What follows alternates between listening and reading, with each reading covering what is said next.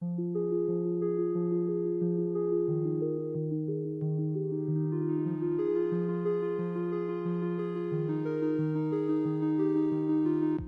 you for joining us at Books as Bad as Twilight podcast. This podcast will discuss books that may or may not be as bad as the popular series Twilight. As can be expected, we will discuss the books in detail, so spoiler alert. We highly suggest you read the book beforehand or read along with us. You can use the link in our show notes to purchase the current book we're reading. Also in our show notes are links to the Books as Bad as Twilight website and all of our social media pages. Quick shout out to our image designer, Katie Hartung. Her website is listed in our show notes at khartgraphics.com. KHART graphics.com. Music at the beginning of the show provided by Gabe Miller Music. You can find him on YouTube, SoundCloud, and his website, GabeMillerMusic.com.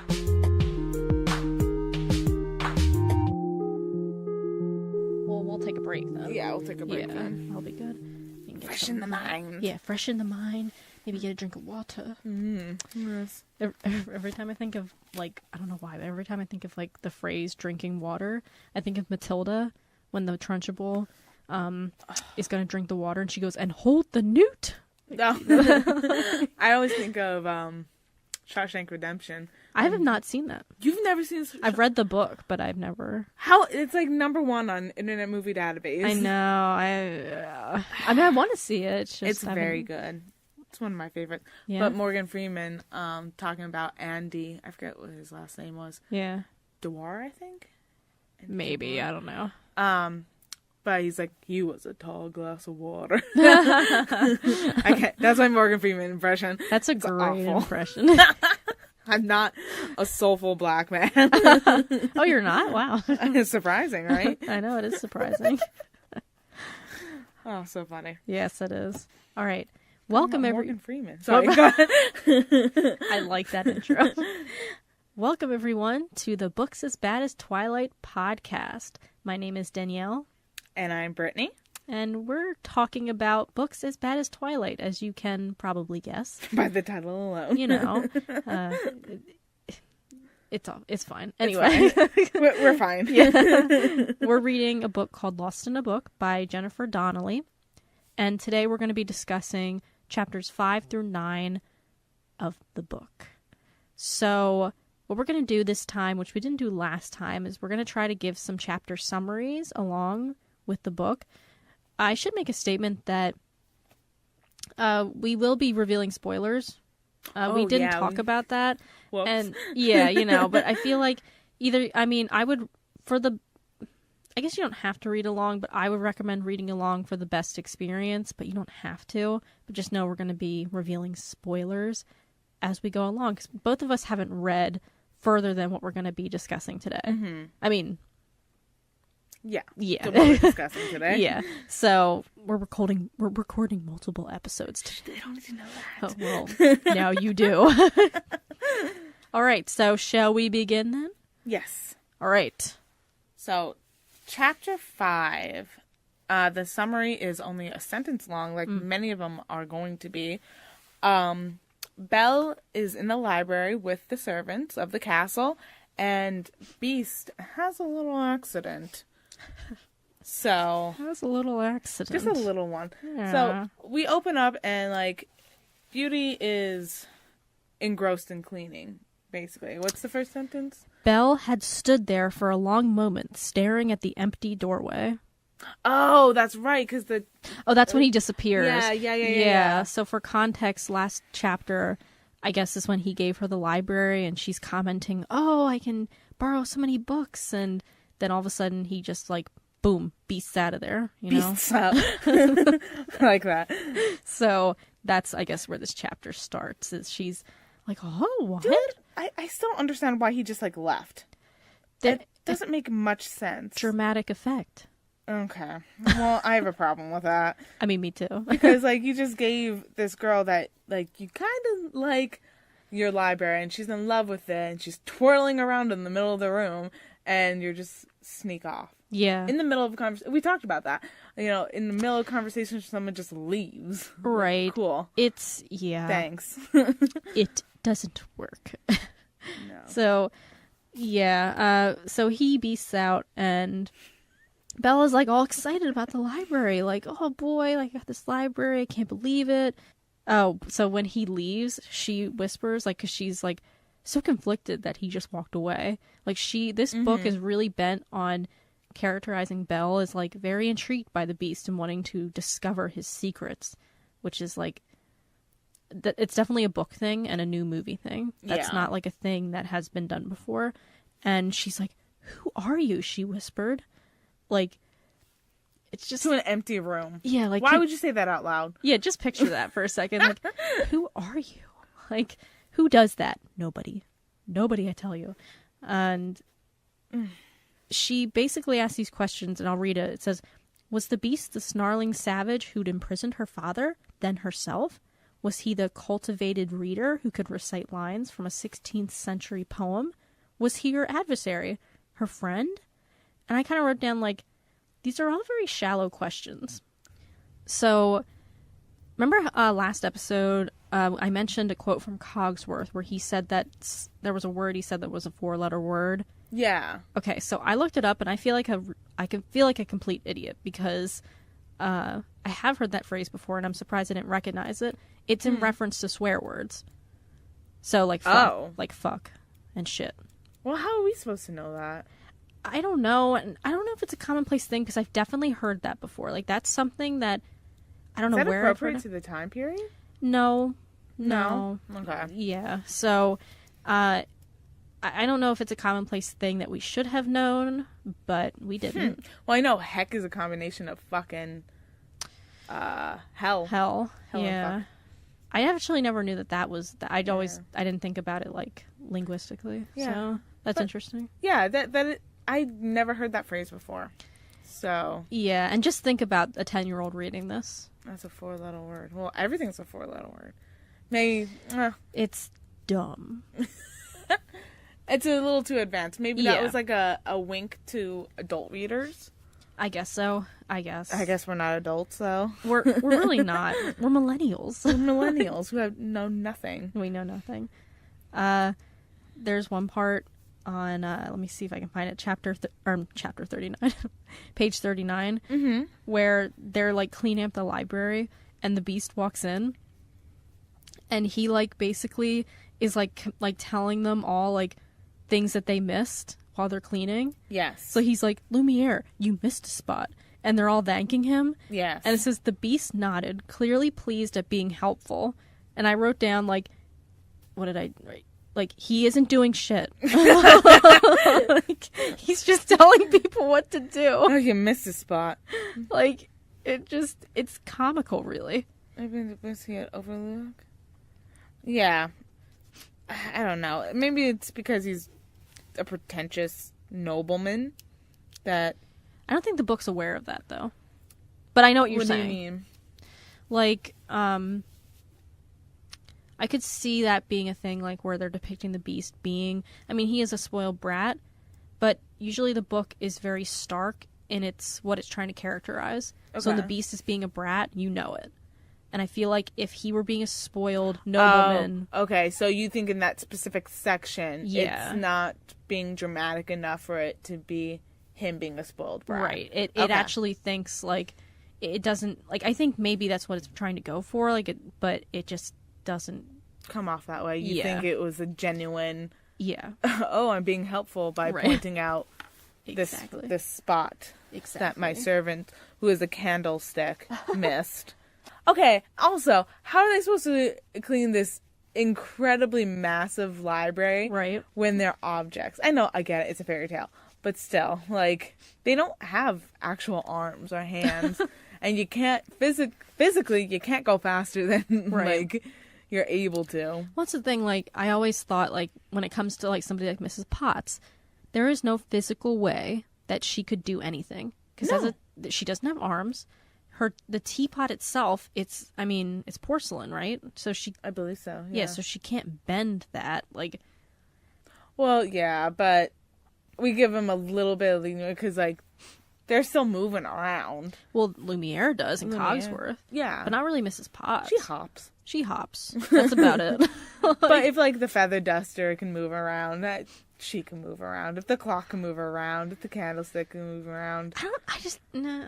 You want her to be more rigid? Well, it's not Rigid, that. not Like, rigid. it's just that with, like, a clock, like, because okay, let me put it this way. With Cogsworth and the clock, like, clocks don't have arms, right? Yeah. But he has arms. The cartoon version gave him arms. Right, exactly. So he has arms. So he could do something. Mrs. Potts does not have arms. That's what I'm saying. Oh, I see. They didn't draw or animate it into Right. her. Yeah, that's what I'm saying. Into her character. Yeah. That's true. Excuse me.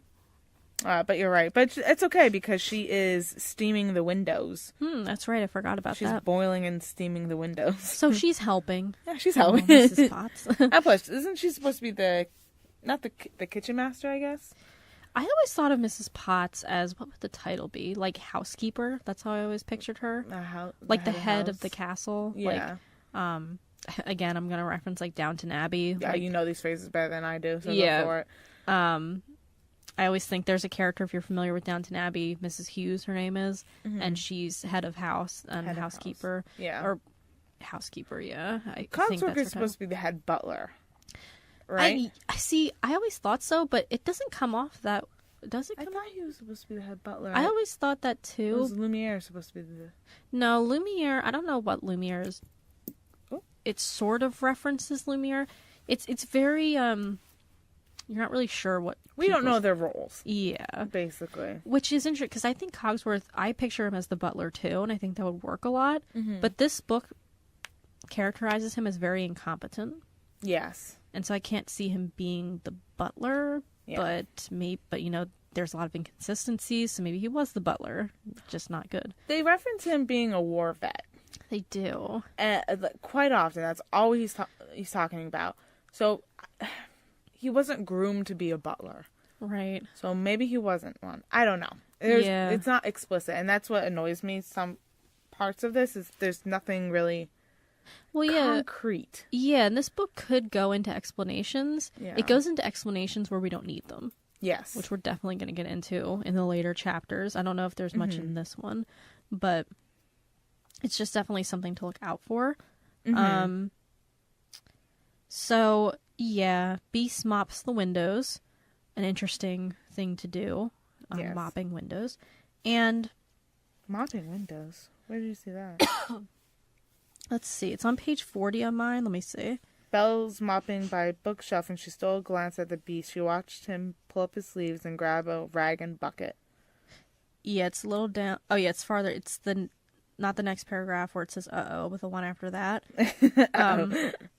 Yeah, I know. He dunked his rag into the water and proceeded to rub the dripping cloth over the grimy panes. Oh, okay.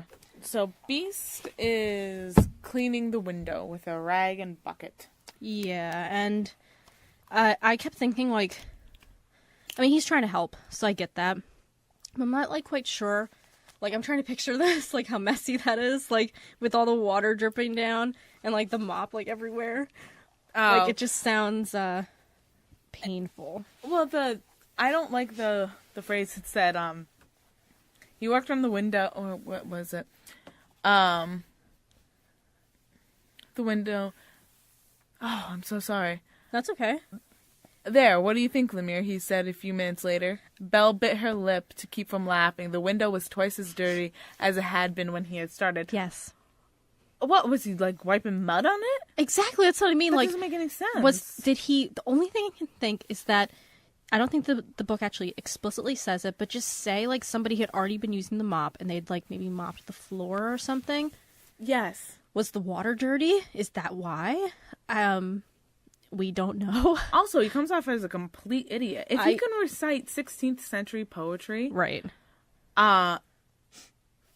he knows whether or not a window is getting dirtier. It makes him seem very incompetent. Very, there's a stereotype that I really don't like, which you see a lot. Yes. In, I know what you're going to say, but yeah. I agree. Go ahead. It's with, you see it a lot. It's actually a lot in sitcoms. The incompetent man, basically, where men need women in their lives to fix them, which is basically the story. Yeah. Mm-hmm. At the heart. And it's very frustrating because, like, I know people who have explicitly said to me, like, where they've gotten married and they've met their husbands and they're like, oh, yeah, he's better now that I fixed him. No. And I'm like, I know many couples that people work together in their faults, that they neither fixes each other, they help each other, and they work together. Like, nobody's fixing anybody.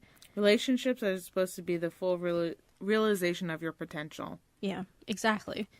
And it's a shame to me that the Beast, and I'm going to reference this a lot, and I apologize, but I can't help it. In the 1991 version, the Beast, it doesn't set him up to be this 16th century or whatever scholar that this book is trying to set him up to be, nor does it make him... Really? I haven't seen the movie in a while. Oh, you haven't? Okay. Yeah, it doesn't set him up to really be anything other than a beast. And there's one point I was watching a video from Lindsay Ellis, and she talked about this idea that, like, the Beast, when Belle comes to the castle and he's negotiating terms with her, he talks to her as if he doesn't know where he's going with the conversation, like a child would.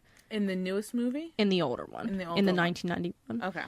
And that's actually a really good characterization because when he, according to the lore of that movie... He was 10. Right. And so he hasn't really grown up. Mm-hmm. And at least he's physically grown up, but, like, not literally. Yeah. And so it's interesting because this book characterizes him. It tries to do something similar, but it's trying to be a little grittier, I think. Mm-hmm. And this is an example where, like, making it a little... I don't even know if you would count this as darker, but it's trying to make it more sophisticated, and it doesn't work. Yeah. And I'm not saying sophistication is bad, but this book is trying to be sophisticated, and it's not. What I don't like about that, you were talking about the stereotyping, I actually went somewhere that I didn't think you were. Yeah. You gotta go. Oh, okay, go ahead. As the rich people being dumb.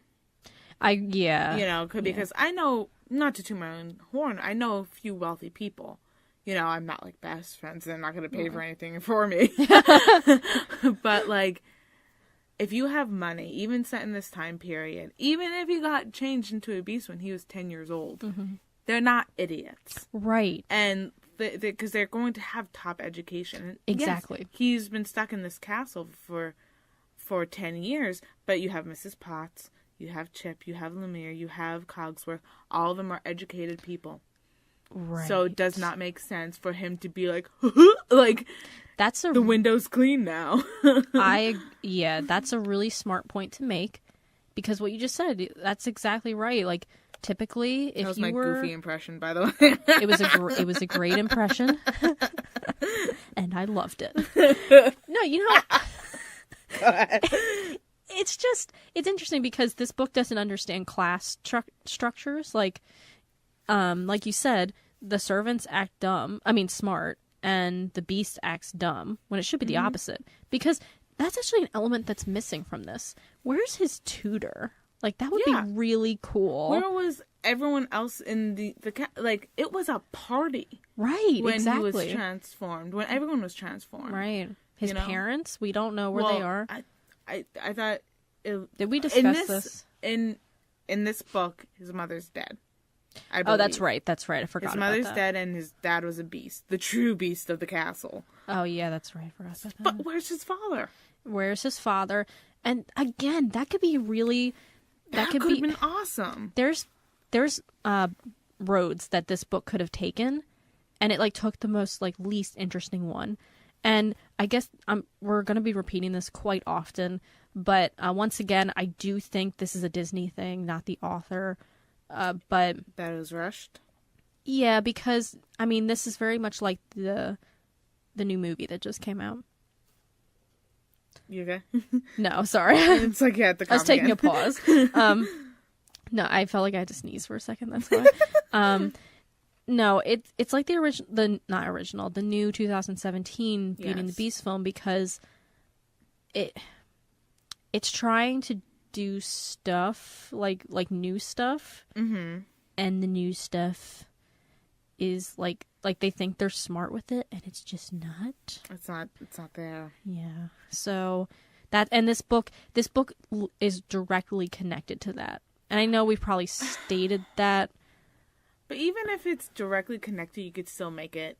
It's right. An empty book. Exactly. It's an empty book. Right. I agree with that. And that's another issue, that it's not an empty book, that it's not taking on, like, at one point we're going to get to this, but it frustrates me how this book doesn't really know what it is. Like, it's trying to be the Beauty and the Beast story, but it's not, it doesn't give us enough for that.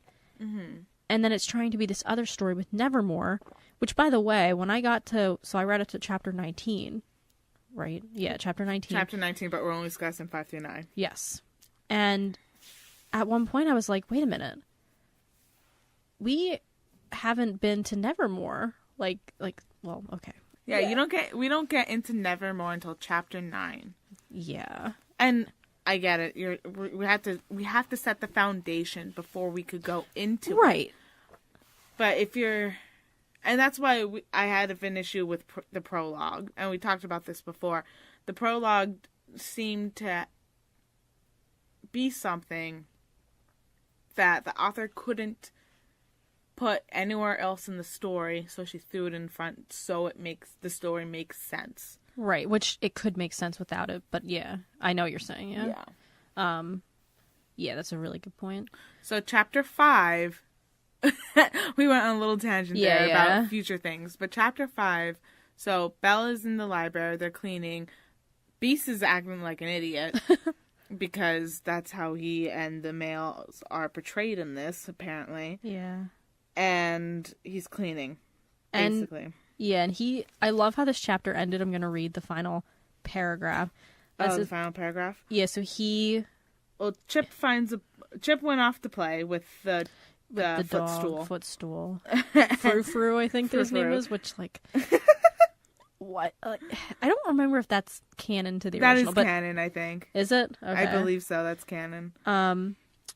And so Beast is trying to clean with them, and they all start playing games. Like, Chip is trying to have a sword fight with the Beast. So the Beast, like, gets the mop out and starts using it as a sword. Mm-hmm. Which, like, right away, I'm like, oh no, where is this going? Yes, okay. Go ahead. And so the chapter ends with feigning alarm. The Beast beat a hasty retreat. That's a weird sentence. The Beast beat a hasty retreat. Yeah. What is... I don't know. I don't know. The Beast made a hasty retreat. Maybe. I don't know what that... Yeah. Anyway, he backed up across the library's floor. So what happened was... Oh, no. Backed up across the library floor. Okay, fending... Okay, I see it. I'm sorry, I read that wrong. He backed up across the library's floor, fending off the pirate marauders with his mop. ... And never saw the cake of soap on the floor, lying in a puddle of spilled water. Like, that's how it ends. And I'm like, that is a really funny ending. Like, just like how they're like leaving on a cliffhanger. Yeah. Like, what's gonna happen? That was my note for that. It's so cartoonish. It is. And this isn't like a cartoon. Like, I know it's a cartoon. No, yeah. That only means it's animated. It's not a cartoonish story. And by the way, I should bring up, and I wanted to bring this up later, but I'll sort of bring it up now just casually, that just because something is animated or a cartoon doesn't automatically make it silly. Oh my god, yes. Yeah, like I don't know if you've ever watched Studio Ghibli. Yeah. Love Studio Ghibli. It is so good. Princess Mononoke is one of my favorites. I have to watch that because I haven't seen it yet. Oh, no. I know. I really want to watch it. Maybe soon. But one of my favorites from them is My Neighbor Totoro. I actually haven't seen that one. Oh, no? No, go ahead. Well, what I love about that movie is like how it's in its silliness. It's also really like it's silly because little girls are silly. Like, because there's two little girls, main characters. So they themselves are silly, but the movie takes on a tone of a very serious nature, talking about like Japanese spirits and stuff, and like family life and sickness and death. Like, this book could do that, and it just doesn't. It doesn't. It unfortunately doesn't reach these sophisticated levels that it's trying to reach, because it's talking about the abuse of his father. Yeah, and like you go from us saying we don't want to abandon our master again from this beast of a man who turned his fist to his young son, and then you're making him slip on a bar of soap. Right, exactly. Like, and I know why it's on two different levels. Yeah, and it's trying, like, I get why it's trying to do it. It's trying to set up the next chapter, which I guess we'll get into now, but yeah, I'll quickly say before we do the summary, that it's trying to set up like a confrontation between Belle and the Beast.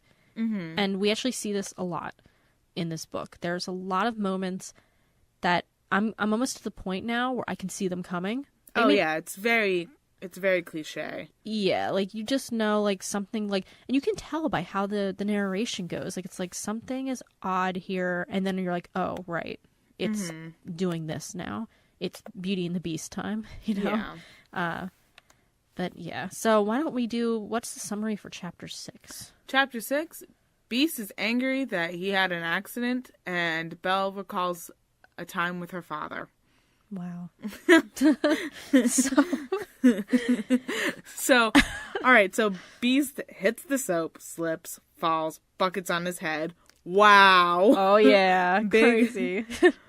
Big fucking surprise. Well, you know, here's the thing. So I mentioned the Enchanted Christmas last time, which I have a feeling we got one. Yeah, I think at some point we're going to have to watch that because it is just fantastic in its awfulness. Mm-hmm. And in that movie, Spirited Away was the Ghibli one that I really liked. I love Spirited Away. I love Spirited Away. Go on. In Enchanted Christmas, the Beast is characterized very similar to how he is in this book. He is very... silly's not the word. He's a baby, basically. Yes, he's a child. Yeah, he's a big baby. And it's like, again, in the original movie, that worked because of like almost like the nuance to his, I won't say performance, but just like how they animated him and the script and everything. Yes. But in the Enchanted Christmas and in this, it's just making him a straight up like there's no sympathy to be had for this character. No. You know, it just doesn't set up something very interesting. Let's put it that way. Yeah. Well, I don't like, because this is supposed to be a spin-off from the newest movie. Yeah. He was turned into the Beast at an older age. Right, yeah. So he should be more mature than he is. That's a good point. You know, it's like, I know you were referencing the original story, the original Disney story. There's such a disconnect even between this book and what it's supposed to be spinning off of. Yeah, and I think almost the original story, even though I'm referencing it, it doesn't have a place here. No, it doesn't. Yeah. I agree, and it's a shame. Yeah. Because Disney is so good with making things pretty solid. You know, it's vague enough that you could be imaginative, but it pushes one storyline. Yeah. You know, like, you see all these fan theories online. Right. Which is great. Like, the whole, like, the time loop. You know, why the whole town... Like, did you read this theory? Yeah, the time loop. That's an interesting theory. Yeah, they keep living the same time while Beast is aging, but Chip doesn't age because it's, like... Well, but even that has plot holes. Yeah, fan theories are interesting, because like you said, if that's the case, then how come... If the villagers are being tricked into this time loop, then Belle is also in the time loop. Yes, they're all in this time loop. Yeah, so does everyone else not age and only Beast? In which case, that's because there's a lot left open. There is a lot left open for interpretation. Yeah, it depends. Unfortunately, it depends on how it's left open, and that's really hard to talk about. Yeah, because you're right. I'm sorry to have brought it up. No, it's good you brought it up, but it's a very subjective, I think, topic. Yeah. Let's put it that, because like I've read tons of books. Conspiracy theories. Yeah, go on. Well, I was just gonna say I've read a lot of books where I love the fact that it leaves things open. I hate it. Really? I hate open-ended stuff. Well, I'm trying to think of an example. What's an example of an open... Oh, I can't think of one. maybe I'll think of one later, but I know I've read books where it leaves it open-ended, and that's where but let me put it this way. Like, one book that left things open-ended that I thought I liked the book, but I hated the ending, was The Hunger Games Catching Fire. You know, the open-end. Is that the final book? That's the second one. It's when because I did read all of those. I just don't quite remember how it's where the second one ended. It's where she's like in the arena, and like the team has like struck her down, and she's like basically left for dead. Like, she can't move at all. Oh, and then the helicopter comes in. Yeah, and then like they sort of explain things to her, but like it's really unclear about like what's really going on until you get to Mockingjay. Yeah. I'll agree with you. That book in particular, like, I hated ended endings. I love the ending of that series. Oh, of Mockingjay? Yeah. Well, that's another topic. Yeah, that is another topic. But go on with your open ending theory. I would love to talk about Hunger Games one day, but yeah. Definitely better than Twilight. 100%. For sure. Hunger Games is a very good series. Beyond the fact that it's not the best written thing in the world, I think it's very competent. The first book is actually one of my favorite books. The Hunger Games, yeah. I love that one. But yeah, back to this book. Oh yeah, sorry. Lost in a book. Get it? All right. You got lost in several books. Yes, several books. Several books and movies that are better than this one. No. Funny. Basically, at this part, when the beast falls over, Belle then takes it upon herself to laugh at him. And I had a hard time reading this part. I don't know, like, what you... because she's laughing, and I think, like, she knows... The whole book has been setting it up where she's sort of, like, timid around him, that she doesn't know what to make of him. And then she's laughing at him when he has a temper and stuff, and you could tell he's not happy about it. And she continues to laugh, and his feelings are hurt. Like, how obtuse is she that she's still laughing and she can't get that he is visibly upset? Yeah. Like, it's just there's a mean-spirited note to this book, and I don't even think the book is aware of it. I don't know what your thoughts on that, like, if you thought differently or... Well, okay, so I see this as a device to build, like you said before, to build the tension between the two of them. But honestly, even if people had an anger issue, I would still laugh, personally, because it's... Even if you don't know him very well? Oh my god, yeah, no, I would laugh, 100%. And then I would... like Belle, try to help them. And if they throw a fit, I would, like Belle, be like, you're making too big of a deal out of this. It was an accident. You're not hurt. Everyone's fine. I also am covered in dirty water. Like, because you have to remember, she was also covered in dirty water. Right. So it happened to her as well. Right. And, okay, so, fun story time. When I was in high school, in math class, it was silent, right? And I held in a sneeze that accidentally came out the other end. So, and I was begging someone to laugh because I'm not going to laugh at my own flatulence in the middle of class. No, dead silent. And it was the most excruciating class of my entire life. So yeah, laugh. Like, it breaks the tension. So yeah, I would laugh if somebody had fallen in the if they were hurt, no, I wouldn't laugh. But this is a big beast. Yeah, a beast of a man who got chased down by a footstool and a teacup, slipped on a bar of soap, and landed with a bucket on his head. That's funny. Right. It's cartoonish, doesn't fit the book. No. And it's very cliche, but I think it was just to show how limited the beast is with his control of anger, because later on we'll probably see him softening up. Right. That's true. You know, especially at the end of the chapter of this current one. I wasn't at the end, but they all talked about how he had left and everyone was like stood in shock. He didn't rip anything. He didn't throw a bigger tantrum. He didn't break any furniture, which is what we see from the beast in the movie and in earlier versions of this. Like, so it's showing a little bit of restraint. Okay, so what you just brought up made me think of something that, so the original, okay, bringing up the original movie again, what worked about that movie is that, I mean, well, worked and didn't work, is that Belle really, when it comes down to it, is not the main character of that movie. The main character is the Beast, because he's the one who grows, he's the one who learns a lesson. Belle's lesson is more problematic in the sense that, you know, oh, she's a Disney princess and what she needed was a husband. But that's not really what the movie is suggesting. No, it's about the development of the Beast. Right, exactly. The movie, there is a suggestion to be had there, but that's not what the narrative is going for. But there is something to be said about it, for sure, obviously.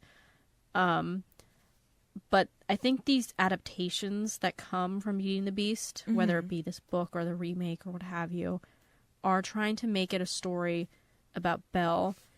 And not that it can't be Belle's story, but Belle doesn't really, I mean, her problem is that she's stuck at this castle. Like, that's her problem. And if the solution is for her to just, like, suck it up and become happy about it, that's a problematic solution for me. Yeah. And her problem, I think her problem is that she doesn't fit in anywhere. She didn't fit in with the town. She doesn't fit in at the castle. She doesn't fit in anywhere. Which, yeah, that's true. She doesn't fit in. But like you said, sucking it up and just being happy with her placement isn't a solution. Yeah, that's a good point of her being ostracized by her community. And arguably, if you could even say, I mean, she does sort of find community in the castle. Yeah. So it is something. Especially with Chip saying, well, we're all weird. I'm a teacup. Yeah. That did good make one, me Chip. I'm like, oh, Chip, the comedian. So funny. And yeah, after the Beast falls, Belle, this was more like Christ imagery. Kind of made me think of like Jesus washing people's feet. She like wipes his face. And I was the Christ imagery. It's strong in this one. Oh, the Force is strong. The Force is strong. I don't know. I don't think of unless it's very, and this just goes back to me reading books for entertainment. I never see Christ in books unless it's like pretty explicit or religious imagery. So it's interesting because that's all I used to see in books when I was younger, like a teenager. Oh, really? Like Harry Potter, like that. That one, thinking back now, is a lot. Yeah, that was a huge deal. Like when I was in college, like that was a huge deal to me of studying the religious implications and imagery in Harry Potter. So it is interesting how you come to a text. I think it really depends on the other person too, because if you're on a like a journey to find yourself, I think you're going to find a lot of that imagery. Right. You have to be, not that you have to be looking for it, but you have to be in the mindset of it. Yeah. Yeah. Because I was going to say, there are many people who have come to Harry Potter and like dismiss that stuff entirely. Yeah. And I get that. I don't dismiss it personally, but maybe not as strong. I get it. For me, it definitely wasn't as strong. Right. Anyways, so Belle is cleaning off his face, and she's like, I wish to laugh with you. Well, how does it go? Oh. Stop it. Stop laughing at me, he snarled. Belle recoiled, taken back by his tone. I'm not laughing at you. No, he said the Beast acidly. Well, you certainly aren't laughing with me. You're right, I'm not. I like to laugh with you, but it's impossible unless you laugh. So, like, it's showing, I don't know. It's trying. I mean, I remember this one time my dad fell, and my mom laughed, and my dad was very irritated. So it just reminds me of that, there's a time and place for laughter. But we brought it up before. No one got hurt. And first of all, Lemire is an asshole. I know. Because after this all happens, Lemire is like, you're an incredible help, master, invaluable. But I wonder if perhaps you might your time might be better spent studying the Roman Stoics and all this type of stuff. I'm like, that's what kicked off everything, because that put Beast in a more irritable mood. Right. And then Belle laughing. Yeah, it's just all together. The scene is just...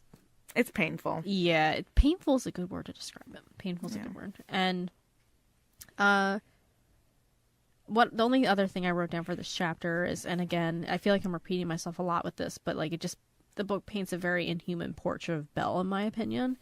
A very what portrait? An inhuman portrait. Like you were saying, like, laughter obviously is something that maybe somebody would do in that situation, obviously, because nobody got hurt.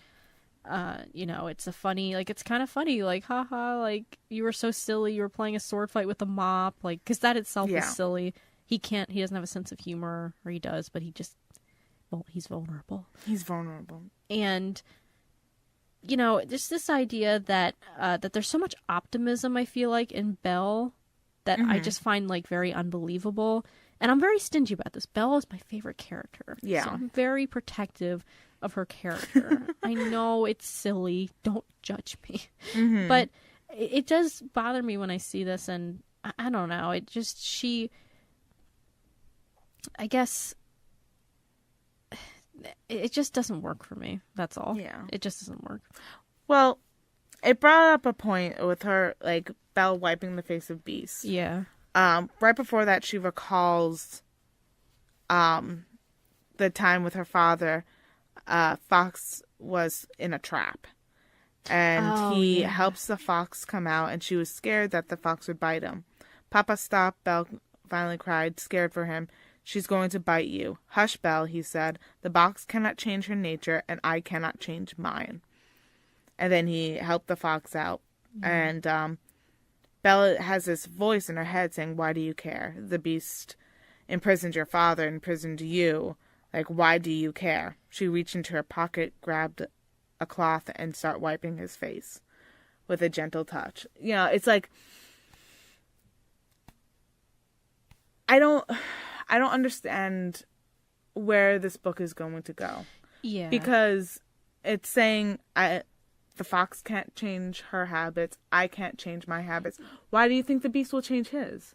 Yes. And that's okay. So, or Belle change hers. Yeah. That's really interesting, because it almost paints like a picture where it's like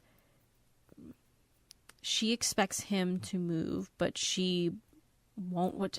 How do I say that? I don't know what I'm trying to say, but I agree with you. With you. It's a good, I know what they're going, that's actually a nice story, a nice moment with her father. Yeah. It's just so heavy-handed, and like you said, what is it aiming to do? Like, that she won't change, but that she can't, like, you can't change no one could change their character. Yeah, but that's the whole purpose of this, of the Beauty and the Beast tale. Right. Is it's supposed to be about change. Right. Not this story, because this story is supposed to be about Nevermore. Yeah.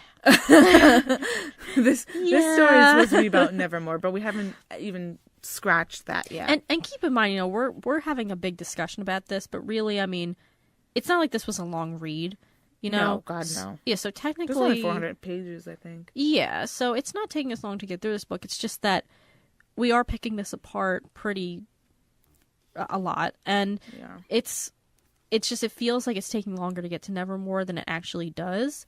But, these are worthy points to bring up. But if you're just, like, reading this casually, it might not feel like it takes a long time to get to Nevermore, but there is a lot of exposition to get there. What does exposition mean? I don't know what exposition It's like setting something up. So, like, okay. In Harry Potter, like, a lot of the Harry Potter books end with what they call exposition dumps. Okay. Where, like, they'll just have everybody telling each other what happened. So, like, at the end of Goblet of Fire... We don't need to figure it out on our own. They just tell us everything. Yeah. Like that. And I mean, most Harry Potter books do that, if not all. Huh. Yeah, I never really, it's thought of that. Yeah. So, exposition is not bad. That you need it, obviously, to set things up.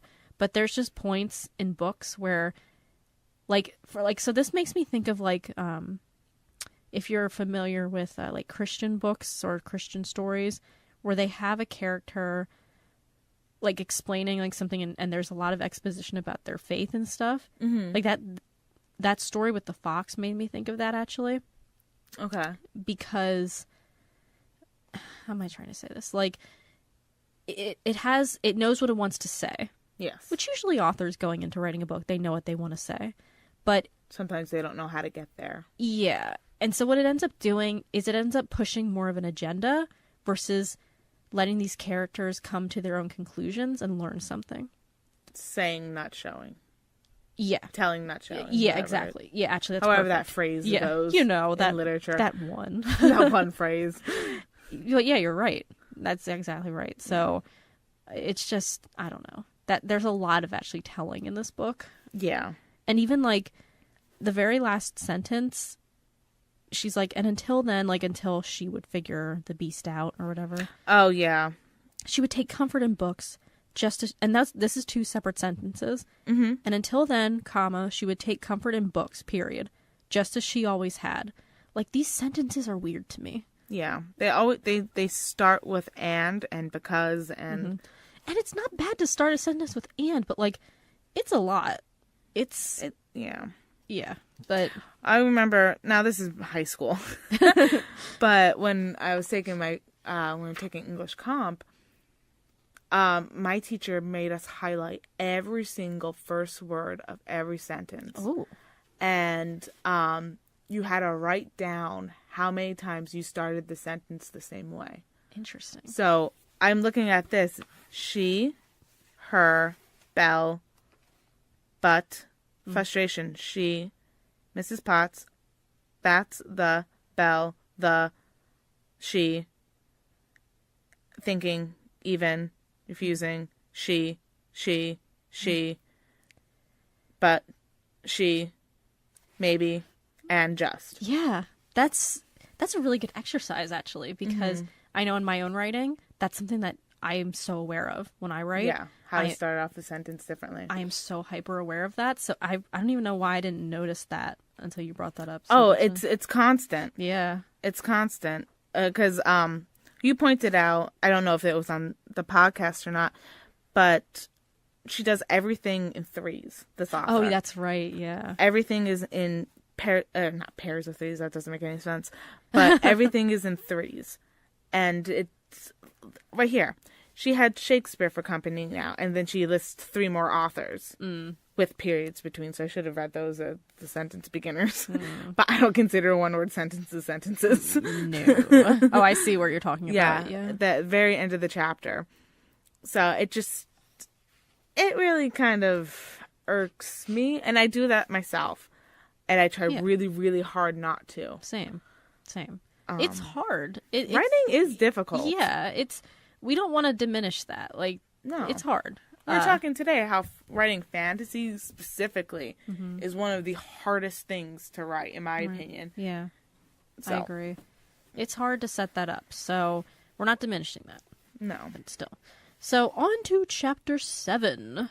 Chapter 7, Belle finds a hidden room in the library and the Nevermore book. Yay! Yeah, she doesn't go into it. She just finds it. She just finds it. You know, wouldn't this book be interesting if, like, actually, like, I know, like, it's for kids, I guess, so I think the way they're thinking about it is like, oh, kids don't have a big attention span, so we're gonna give them little chapters. Mm-hmm. You know, kids... It makes it so clunky, though. I know. You know, kids can be challenged. They can. They're smarter. People always underestimate kids. Mm-hmm. Like, I was talking to somebody, not to get political, but like I was talking to somebody about, it's okay, like, if it gets too much we could cut it. That's true. I was talking to some friends like maybe a year ago, and they were talking about like gay marriage and how like they're like, well, if a young girl's raised by 2 dads, they won't understand. And I'm like, you know what, that's your own bias. And I said this to them because I was like, you know, kids are a lot smarter than you think. Yeah. And you know, going on the floor, excuse me, go on. My butt is falling asleep. Oh. Oh, there you go. Can you hear me still? I can. You're nice and clear. Perfect. Go on. Gay marriage. So like there's so certain things, like when you're raised, like there are habits I have that I can tell they came from the way I was raised. Yes. But gay marriage, I don't think, is one of those things. Like, it's not like I looked at my parents and was like, oh yeah, like that's what I want. Yeah, like, or maybe not that, but like it's not like I actually thought about it, you know? I think kids, if you explain things to them, they'll get it. Like, maybe not at first, but they're smart kids. I like, because we're getting into gay marriage. Well, I guess we don't talk about the topic, but just the ideas of these big things. I understand. Because, like, it's, people don't want to explain to children. They get uncomfortable with something and they don't want to talk about it. I never had the sex talks with my parents. I don't think I did either. I picked it up through television, movies, pictures, and that's fine. Right. Wasn't the best thing. Right. But, like, if my child ever asks me about sex, be blunt with them. Exactly. Like, be blunt about marriage. This person's, like, be blunt about disabilities and stuff like that, because they're gonna get it. Right. And the reason kids bully other children is because it's something they don't understand. Right. And so if they have an understanding of things, they're not going to be afraid. Right. And so if we're giving our children books that skirt topics or make light of them without diving into them deep, they're not going to understand. Right. Like, and this book in particular, they just gently touch about the abuse that Beast went through. And they bring it up occasionally, saying, like, his wounds are still raw and, like, it's still sensitive. Great. Dive into that. Exactly, yeah. You know, exactly. this is a great way to really have a vehicle to talk about abusive relationships with their parents, because a lot of kids have it and they understand it. They think that's how families are supposed to work until they go to school with a black eye and have to tell everyone that they fell on a doorknob. You know? Yeah, and like you said, I personally wasn't this type of kid, but I know a lot of kids who, you know, like there's a lot of people I know who read a lot of older literature. Like they would read Stephen King when they were like in elementary school, because they longed for these stories that would actually challenge them. Yeah. And the books for them wouldn't do that. And I think there is this lack of like children's literature, that there's just something lacking in a lot of it. And people praise it. No, you're good. People praise it constantly. And it's like, why? Why are you praising mediocre stuff? Kids, you know, people like kids like, okay, so maybe a kid doesn't like to read. So they're like, I don't want to read Bridge to Terabithia or Number the Stars. Oh my God. Bridge to Terabithia is a great book for children to read. Exactly. And deals with a lot of shit. And kids, maybe not all kids will get that. And that's fine, because everybody's different. But at the same token, like when I first read Bridge to Terabithia, because we had to read it for school, I didn't like it. And that's fine. But I think that at least try to challenge kids, because again, kids are smart. And people so underestimate them. And they do. A lot of times teachers, not all teachers, of course, but a lot of my best teachers didn't do that. They would always try to challenge me. And well, I think parents are too helicopter these days. You yeah, know. That's true. That's true. They don't want their kid. They want to explain to the kids the woes of the world, but they don't prepare them for it. They kind of shield them from things. They shield them. Yeah, you're right. And do whatever you think is best for your child. Yeah, of course, yeah. But you have to let them scrape their knees. Yeah, eat some dirt. Right. Scrape your knees. Right. Bleed a little. Right. Exactly. Because that's how you learn. Exactly. Not to jump off the swing when it's at the highest arc. Personal experience. No, I was terrified of heights. There you go then. I watched my brothers do it, and I was like, I'm not that big of a fool. I was. There's blood. No. Yeah. Oh, I loved jumping off the swing. It was a problem. No, thank you. All right, so chapter 7, which we... Yes. Did we give it? No, we just started. Okay. All right. Anyway, so this chapter, I'm trying to find where my first note was. Oh, it mentions Belle's boots again. Let me see if I can find it. Or her leather boots or whatever. Yeah. Like, you went right to the end, didn't you? Is it at the end? For me, it's on, like, the second page. Oh, no. Okay, go on. I'm sorry. I can't find it I was exactly. thinking her boots in the chapter coming up. Oh, I see what you're saying. Yeah. It says, oh yeah, Mrs. Potts said, if you could see yourself, child, you look as if you've been crawling up chimneys all day. Because, like, she has, like, she's dirty and has boots on. They're cleaning all day. Yeah, I was going to say, like, all right, Mrs. Potts, come on now. Be nice. Yeah. It's just come on, boots. Mrs. Potts. Yeah. Get it together. You were just steaming windows. What were you doing all day? Yeah. And then, I'm trying to get context for what I wrote in my notes. For which one? I just wrote crumbs. Oh, yeah. Crumbs, she sighed. Because Belle hadn't cleaned whatever was on the other side. She was busy at the front of the library. She hadn't even seen the door. Because there was a door slightly ajar. Yeah. Ah, crumbs. Yeah. And she sighed. Right. Don't tell me we've missed an entire room. Okay. Boom, boom, boom. That just makes me think, okay, like, again, this is a Game of Thrones reference, but in that book, like, what they say is gods, because they have multiple gods, so instead of saying, oh my god, like, when they're upset about something, they go gods. Mm-hmm. And it actually works really well, like, in the context of the books. And I think this book is trying to do something like that. Obviously not saying Game of Thrones does this too, so we're going to do it. But a lot of fantasy does this. Yeah. And it's just so funny. Like Merlin's beard. Yep. I think it was crumbs because that is not a 4-letter word. There you go. Oh, this book knows. This book. Crumbs. That's so funny. Like, I cracked up when I read that. I was like, are you serious, book? That's amazing. I wrote WTF next to that. So, oh, okay. I have a 4-letter word. So she found the book that Chip was probably reading, which we don't know how. It was about pirates, and so... we don't know how. First of all, he's like 7. Yeah, I know, right? Yeah. I'm not saying 7-year-olds can't read, but... Or, like, how he, like, could read a book. Interpret quickly. it, and especially with his sheltered life as a teacup.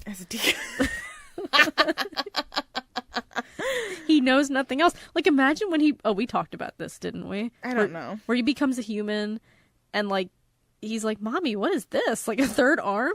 Like, oh, his penis? Yeah. I don't... Did we talk about that? I don't... Am I just making that up? But wait, was he a teacup? He was a boy before he was turned into a teacup. I think he was... I mean, unless... Or, well, okay. Time loop. Do not... Stupid freaking time because loop. Mrs. Potts can't have a baby while she's a pot. Right.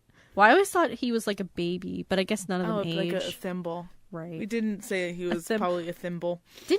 Did we comment on that? It's hard to tell what we commented on and what the book said, because I feel like it said something, but maybe we commented on it. I don't think it said that Chip was a thimble. Wouldn't that be so funny? I'd rather this book be wacky than, like, so dumb. Oh my god, that'd be so much fun. Mm-hmm. Anyway. And at one point, Belle also says, which made me laugh, she's, when she's, I guess, what is it? When she's, she walks into that room and she feels it says she felt her body go cold and quickly drew her hand away. Mm-hmm. And she goes, "Stop it, you goose." Yeah. She said aloud, annoyed by her silly behavior. Hold yourself together. Oh, get a hold of yourself. I love it. Ugh, it's just God. great. Belle is, I think this would be a great comedy of, like, really, like, sassy Belle. Like, I love that. Kind of like sassy Harry from Harry Potter, if you didn't get that reference, folks. No, I didn't. Let's see. But yeah, so she goes into this room and she sees like ledgers and empty ink pots, dried up pot of glue, paper, ledgers with all the written word on it. I guess this is how libraries used to be kept. Which is cool. Yeah, that is cool. Mm-hmm. Like just where you got the book, the year, the date, edition, which is neat. Right. Yeah, that is a little interesting detail.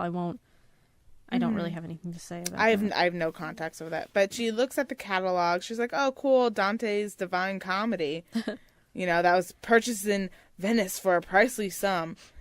I don't know what this adds to the book, to the story itself, except that it's an expensive library, which we already know. Right. It's trying to make it feel... I say this a lot, like, when you play, like, a video game, when you Side play quests.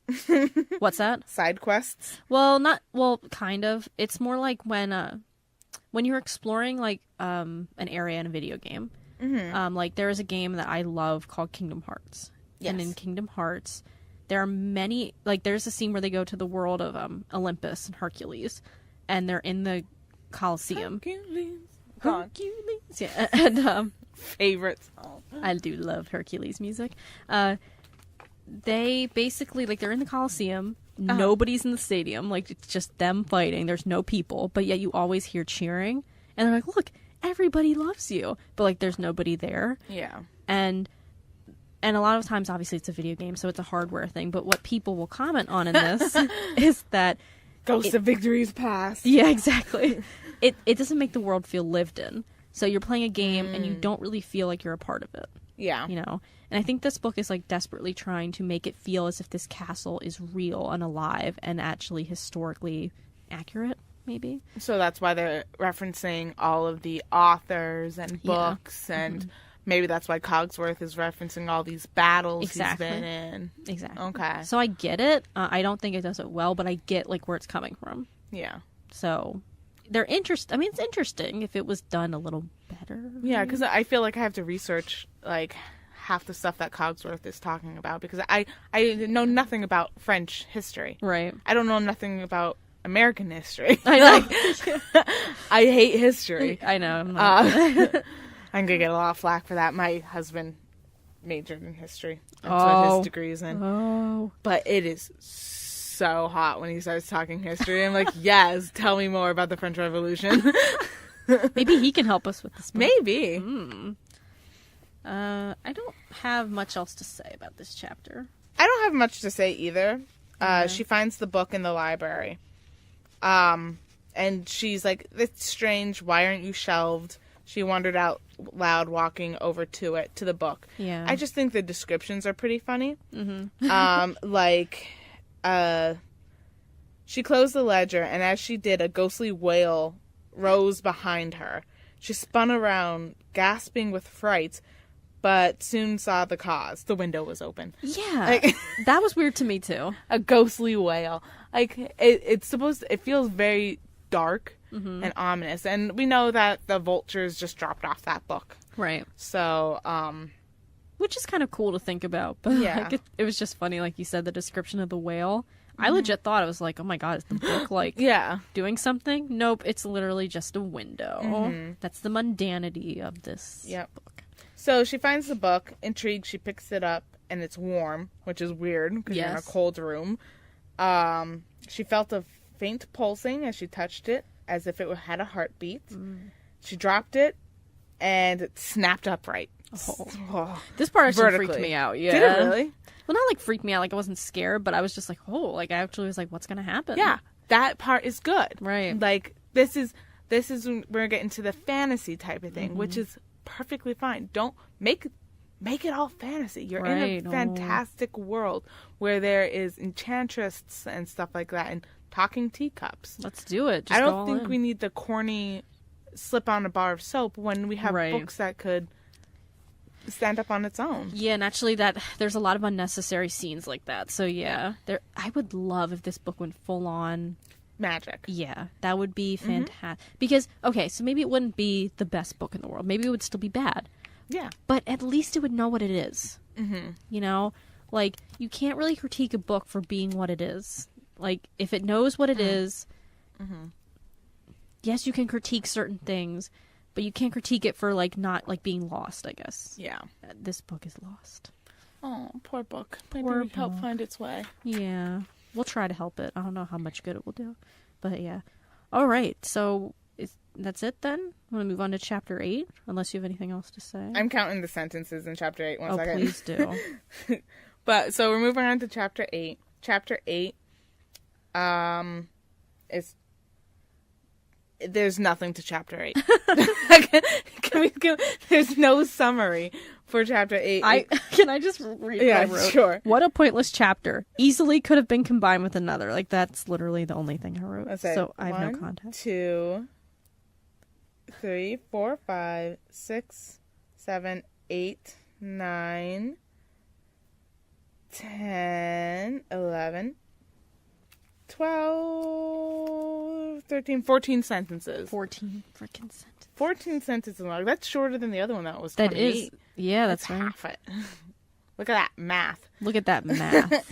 So, there's nothing to it. Yeah. She apologizes for the book, to the book for disturbing it. To the book, right.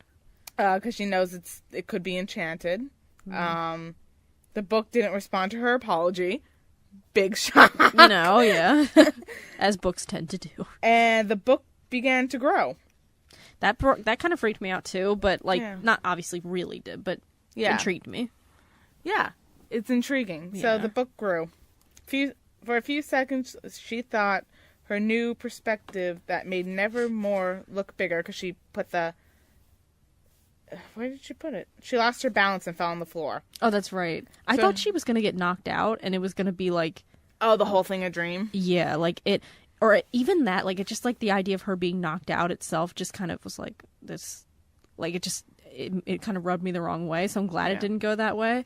But it did at first. I was like, oh, my gosh. Yeah. Book walked towards her, jumped off the table. She got scared, fell down. She's like, oh, my God. New perspective. It looks bigger than it was. But she was wrong. The book was actually growing. Oh, man. Dun, dun, dun. That was it. Not much to say about chapter 8. No. And our final chapter, chapter 9. So, what is your... Belle goes into Nevermore. That's it. That is the summary of chapter 9. I was sitting here, I'm like, and? Ooh. Oh. That was great. Well, I wrote a quote in this because, back to Harry Potter. Like, she goes into... She knows that there's enchanted books. Beast had warned her about this. She knows that there's an enchantress, Beast, and, like, there's this book hidden in a dark room that was freezing, where the wind is wailing, and the book has a heartbeat. It grew to fit her, and she goes, let's go inside. Like... okay. I'm glad that you brought up that quote from Harry Potter. Which is, sorry, yes. I didn't read it. Never trust anything that could think for itself if you can't see where it keeps its brain. Arthur Weasley to Ginny. That's a really great quote, because why it makes sense in Harry Potter is that Ginny is 11. Belle, I'm going to guess, is like 18. Can we guess that? Like 18? Oh, at least 18. Yeah. At least in this. It's... Because that would be weird if she was any younger. Right. Yes, very true. Let's keep this family. Yeah. No, you're right, actually. I did think, like, girl, what are you doing? And it is interesting because, once again, I honestly think, like, the book tried to set this up, and at first I thought it was really smart, where, like, so the Beast did tell her about, just so you know, there are some books that are, enchanted. But he warned her. Right, and so I get that, but I honestly think to myself, because he warned her, it would make sense that she would be weary, right? Yes. And be careful. If I wish that almost he hadn't warned her, because then maybe, like maybe something deeper could have been here, like something, like maybe they tried to say like she heard something calling out to her, and that's why she went in the book, or something about the book reminded her of home, and she longed to go into it. Like nothing possesses her. It does do that. But at this point, that sentence that you just said reminded her of home. Because, well, it is... You mean when she gets in the book? No, why she goes in. She heard voices, didn't she? Or is that the next chapter? I forget. Let me see. But anyways, no, I agree, because she, like, as she discusses later on, she goes into the book because she's like, well, if Beast can do it, I can do it. Yeah. No, bitch. Like, he is, like, 1,000 feet tall. He fights off wolves, and, like, no. Exactly. Come on, Belle. Okay. If she is that well-versed in literature, okay, and she knows Shakespeare 2 and 4, like, Midsummer Night's Dream. Yeah. And there's fairies, and they turn you into things, and, like... Exactly. Yeah. All this other stuff. Don Quixote, I'm not saying that right, but he becomes so absorbed in these stories that he's running off and fighting windmills. And, like, That's the problem. Okay, so actually that's a problem that exists in a lot of books. There's no context. Go ahead. This is even a problem. I hate to trash the good name of Harry Potter, but that's another... No, that's fine. There's a lot of problems with Harry Potter. yeah. Don't get me wrong. Still a great story. Oh, yeah, definitely. But yeah, there's this issue of, like, not having context for the world that we live in and what the world is setting up. So, for example, in Harry Potter, it mentions it sometimes, but, like, the fact that, like, Hermione... World? Yeah, Muggle world. That Hermione and Harry... like, have, like, what do they do outside of the wizarding world? Seemingly not much. I mean, maybe Hermione reads a lot and studies. Harry kind of just sits there. I mean, I know he does read his books sometimes, but it's a very bland, like, he mentions... They go to the Weasleys.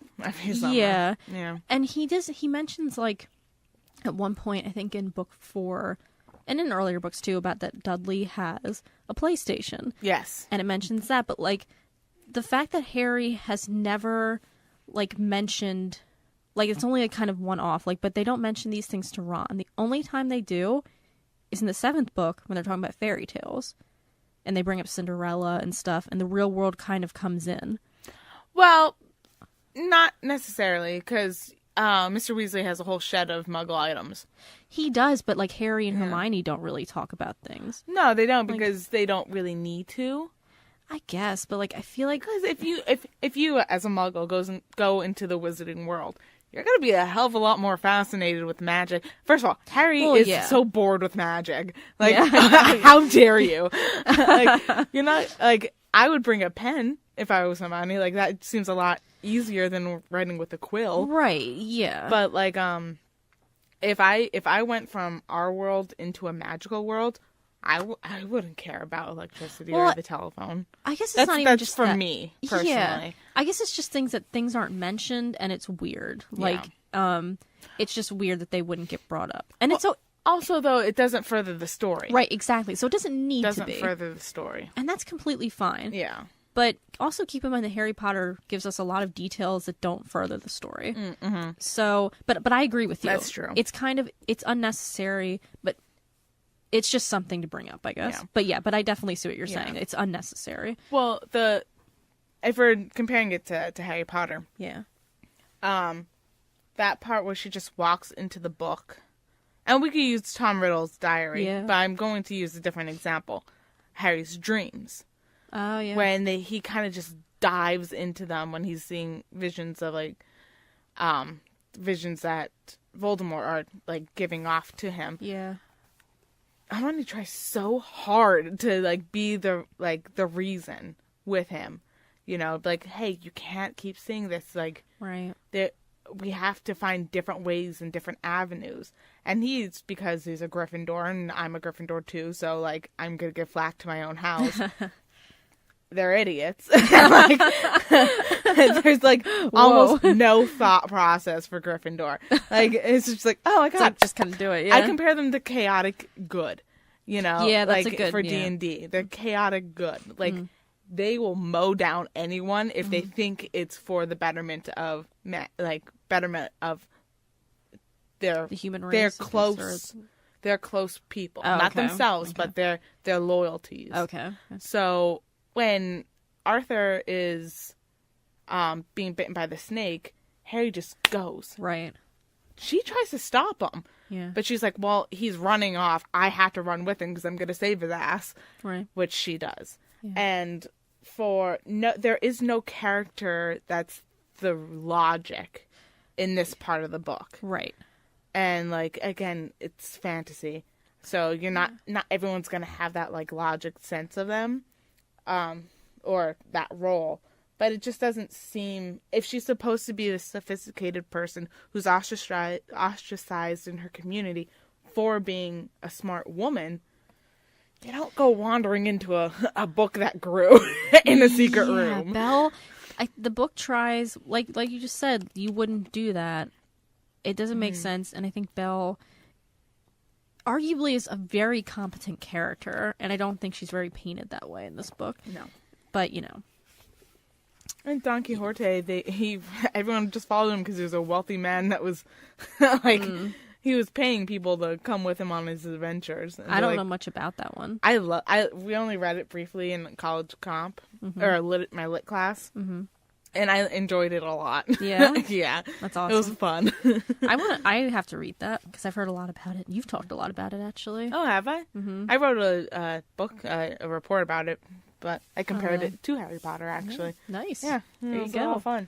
That's awesome. Let's see. My professor's twin brother wrote Little Miss Sunshine. So, really? Yeah, that was my professor's twin brother wrote that. I was like, that's really cool. And he did a lot of the reading of the first draft, and a lot of the stories were based on a lot of the things that they did. That's cool. It was really neat. It's really cool. Sorry, that was just I was going to say. I went to Kutzen University. Yeah. In case anyone was wondering. I don't remember my professor's name this little. Oh, darn it. He was a nice man. That's really cool. One thing I want to comment on, it's not really on the chapter itself, but like just the descriptions. Sure. One of my favorite descriptions, not in a good way. Saucer-eyed? Yes. I knew it! Oh my gosh, they're so funny. Oh my gosh. Like, just so great. And yeah, so what this book is trying to capture, and like this is the whole premise of the book. Belle loves to read. She loves escaping into these worlds that books present to her. And so metaphorically, she does that every day when she reads a book, but now she is literally doing that. Mm-hmm. And I think that is just like, that gives so many people like a high on books. Like people will come to this book and they're like, yes, so cool. She's literally stepping into it.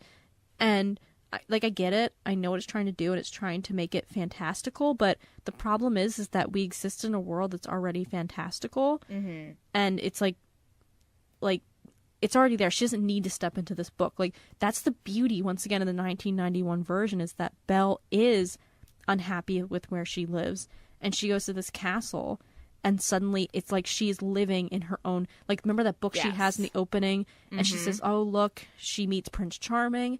That book is literally her story that she ends up enacting. That's so cool and interesting. She has her own fairy tale. Exactly.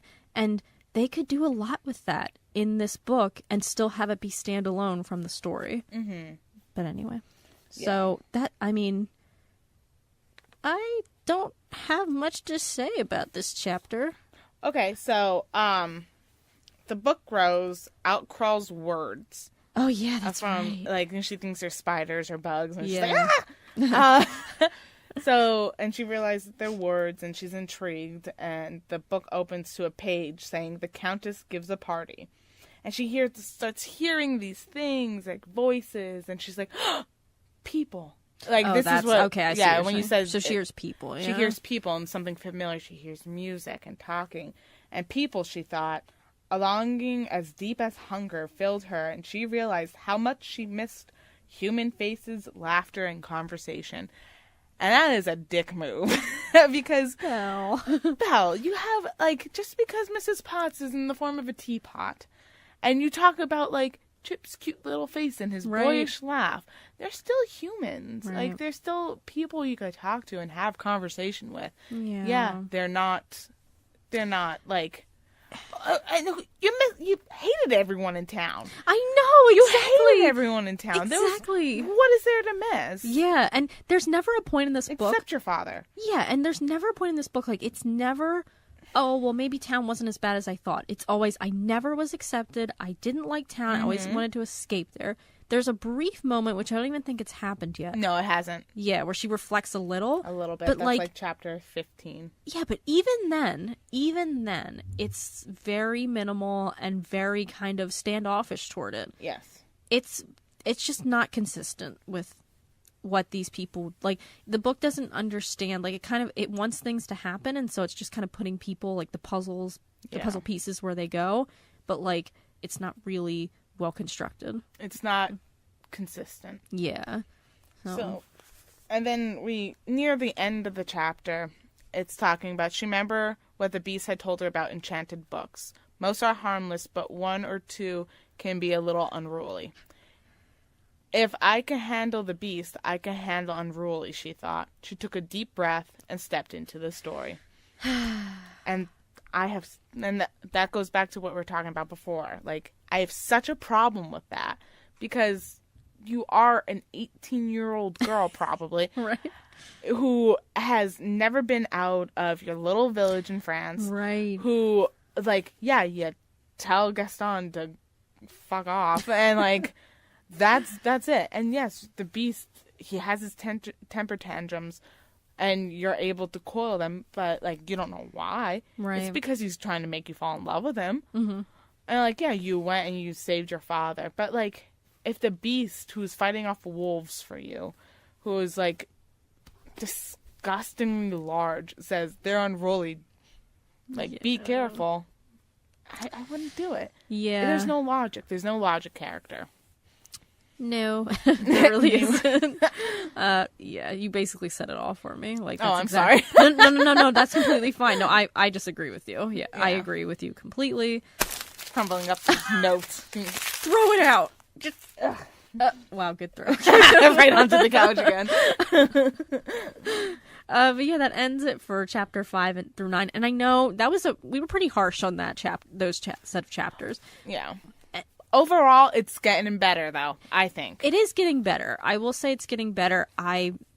We'll have to see where both of us stand on that once we get there. Oh, yeah, to that. Yeah. Yeah, but, I know what you're talking about. Yeah, but it'll be interesting. So, that's it for now. So we release episodes every Tuesday and Friday. Mm-hmm. So we usually talk about 5 chapters an episode, so you can know what to expect. Unless they get lengthy. Which, let's be honest. Not in this one. Yeah, probably not. And so next week, next episode, we're going to be talking about chapter 10 through 14. Mm-hmm.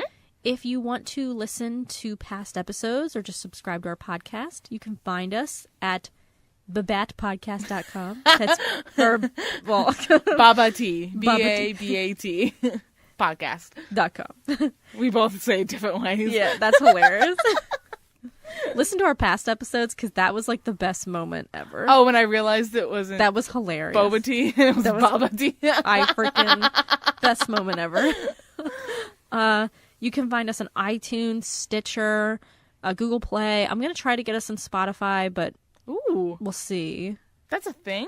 You can do that? Yeah, it is. We're gonna see how that works, but oh my God, I'm figuring it cool. out. Yeah, I'm figuring it out. So maybe at this point we'll be on there. We'll see.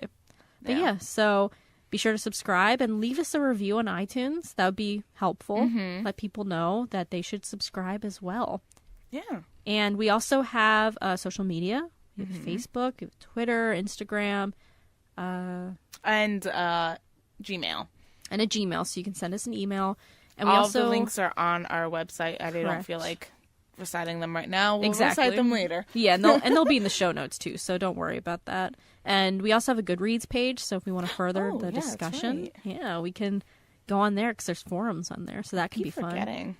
I know, yeah. You're so much more into that stuff than I am. I love Goodreads. I have a problem. No, it's great. I just don't know that much. So I guess that's it. Anything else you want to add, or pretty? No, just like we're going to have a poll at the end of this book talking about which book that we kind of want to read next and what you think we should read next. Mm-hmm. So we're talking about like Ready Player One, not Gamer One. Like other Disney ones. Yeah, other Disney ones. We have a list on Goodreads on our group, so you can look there. But we will have a poll of 3 books that you can vote on. Yeah. And then we'll go from there. So you have the power to make us miserable. Please make us read awful, awful things. I'm so excited for that. I was going to say suggestions are welcome. In fact, maybe I'll make a section on our Goodreads forum or whatever. Oh, yeah, of course. For like suggestions. Hey, guys. We'll definitely add them. We'll do what you want. Oh, God. For the most part. Well, we signed up for this, so we can't complain too much, but still. If you want more, you gotta pay it. Yeah. So true. All right. Well, that's it from Books as Bad as Twilight, the podcast. Good night. Fare thee well. Okay.